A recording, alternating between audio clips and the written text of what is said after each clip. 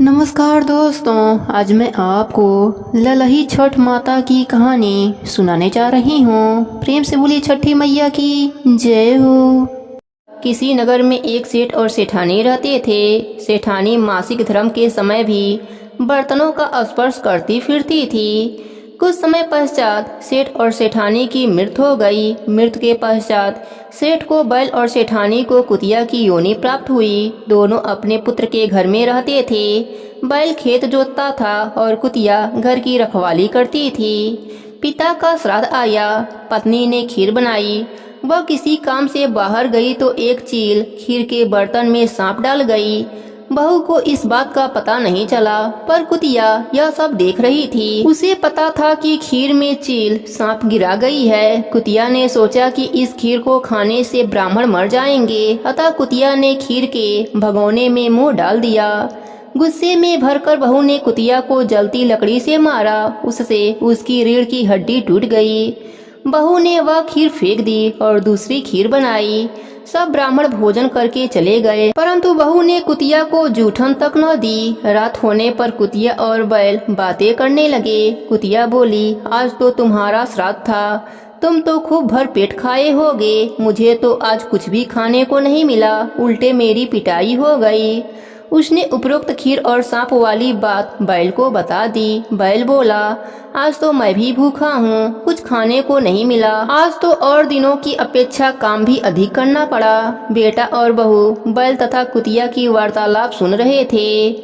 बेटे ने पंडितों को बुलाकर पूछा कि उसके माता पिता किस योनि में हैं। पंडितों ने बताया कि माता कुतिया की योनि में है और बाप बैल की योनि में है, तुम्हारे ही घर में रहते हैं। लड़का सारा रहस्य जान गया। उसने अपने माता पिता बैल और कुतिया को भर पेट भोजन कराया और पंडितों से उनकी वार्तालाप योनि से छूटने का उपाय पूछा। पंडितों ने परामर्श दिया कि भाद्रपद की कृष्ण पक्ष की षष्ठी को जब कुंवारी कन्याएं चंद्रमा को अर्घ देने लगे तो यह दोनों प्राणी यदि अर्घ के नीचे खड़े हो जाएं तो इनको इनकी योनि से छुटकारा मिल जाएगा। तुम्हारी माँ ऋतुकाल में सब बर्तन छूती थी, इसी कारण इसी दोष से इन्हें यह योनि मिली है। आने वाली हलषष्ठी पर लड़के ने उपरोक्त बातों का पालन किया, जिससे उसके माता पिता को कुतिया एवं बैल की योनि से छुटकारा मिल गया। प्रेम से बोली छठ माता की जय हो। एक गर्भवती ग्वालिन के प्रसव का समीप था। उसे प्रसव पीड़ा होने लगी थी। उसका दही मक्खन बेचने के लिए रखा हुआ था। वह सोचने लगी, यदि बालक ने जन्म ले लिया तो दही मक्खन बिक नहीं पाएगा। यह सोचकर वह उठी और सिर पर दही मक्खन की मटकी रखकर बेचने चल दी। चलते चलते उसकी प्रसव पीड़ा बढ़ गई। वह झलबेरी की झाड़ी की ओट में बैठ गई। उसने एक पुत्र को जन्म दिया। अल्हड़ ग्वालिन ने बालक को कपड़े में लपेटकर वहीं लिटा दिया और स्वयं मटकियां उठाकर आगे बढ़ गई। उस दिन हलछठ थी, यद्यपि उसका दूध व मक्खन गाय भैंस का मिला हुआ था। उसने बेचते समय यही बताया कि यह केवल भैंस का है, इसलिए उसका दूध दही बिक गया। जहाँ ग्वालन ने बच्चे को छिपाया था, वहाँ एक किसान हल चला रहा था। उसके बैल बिदक कर खेत के मेड़ पर जा पहुँचे। हल की नोक बच्चे के पेट से टकरा जाने से बच्चे का पेट फट गया। किसान ने तत्काल झलबेरी के कांटों से बच्चे के पेट में टाँके लगाकर उसे वहीं पड़ा रहने दिया।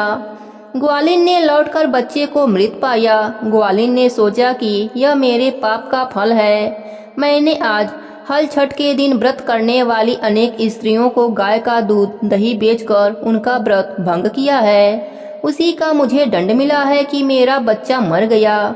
उसने सोचा, मुझे लौटकर अपना पाप स्वीकार कर प्रायश्चित करना चाहिए। वह लौटकर वहां आई जहां उसने दूध व दही बेचा था। उसने गली गली मोहल्ले मोहल्ले में जाकर अपने दूध दही का सारा रहस्य जोर जोर से आवाज लगाकर प्रकट करने लगी।